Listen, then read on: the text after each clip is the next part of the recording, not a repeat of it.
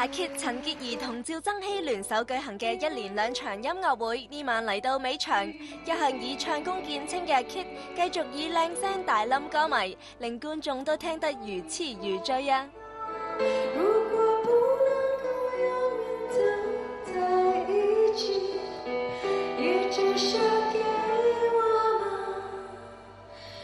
們懷念的勇氣，擁抱的權利，好讓你明白我心中的痕跡。望着你突然一陣心痛，一次又一次讓那感情放縱，你的脆弱讓我躲不開，你的依賴所以我團在。除咗阿 Kit 之外，阿希亦好罕有咁大開金口，深情演唱，真係令大家都好驚喜啊！前浪高山流水，或明知崎嶇不畏懼，仍是勇闖直驅，不需確認或允許。但係佢今日唱歌表現如何？你覺得嗰一 part？好好啊！好好，你做咩笑？我冇笑，你或者我問，我哋好朋友嚟嘅咩 ？OK。有阿 Kit 嘅大讚，相信阿希都增加唔少信心啫。只不過大家咪睇阿 Kit 呢兩晚喺台上唱歌咁收放自如，查實佢要 keep 住呢一把靚聲，真係唔簡單㗎。因為阿 Kit 就即係佢唔係好習慣香港嘅天氣，咁就變咗。時好時壞啊！把聲有陣時，其實唔係把聲，佢係有啲痰，成日都即係棘住咁咯。係咯，咁其實我真係哇乜嘢法補到，我又食中藥又食西藥。我呢幾日都已經食中藥食西藥。同埋仲未講完，又飲熱薑茶，又飲枇杷膏，又每日。係咪你寫得太多變？係咯，其實會唔會？我因為頭先見你飲水嗰張台咧，的確係好多法寶喺度。我平時冇，係因為。真係過咗嚟就開始，咁好緊就會好緊張咯。咁但係都 OK 啦，最後都大步攬過。除咗一把靚聲之外，阿 Kit 仲有一樣嘢係好擔心㗎，就係驚喺台上跌親啦。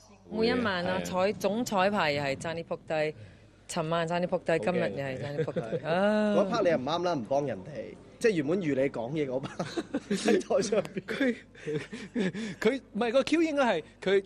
爭啲撲低，然之後我先講嘢，係咪咁啊？趙增熹，唔係琴晚係咁，咁我咩事？即係佢未跌低，所以你就唔講嘢啦。係咪？我就喺度講嘢啦，爭啲撲低，佢就講：喂，唔該你唔好講嘢啦。咁我講，咁你講。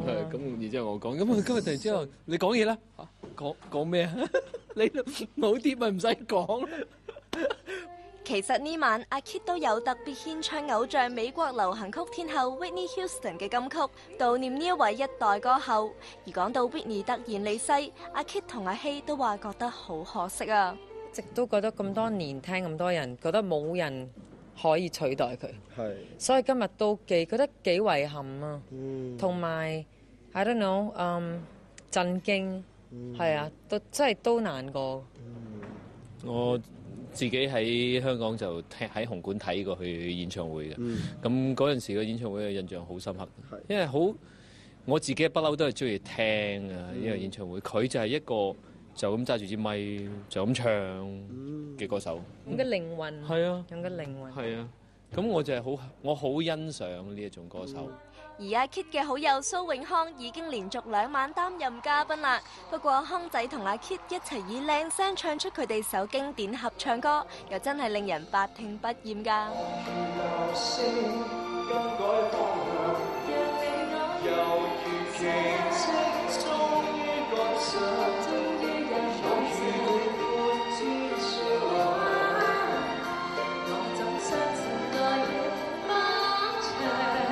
我哋真係最佳拍檔，因為在下喺呢10多年裏邊咧，都唱咗好多次呢首歌啦，好多唔同嘅對手，但係咧有啲入都唔識入嘅。冇得罪人。我冇開名啊。不過大家翻查記錄查到嘅。YouTube 啊。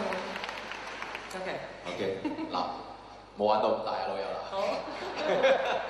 但係咧，阿 Kit 真係我咁多年嚟嘅最佳拍檔，因為每一次唱呢首歌同佢唱歌咧，都有一個來電嘅感覺嘅，非常之好啊！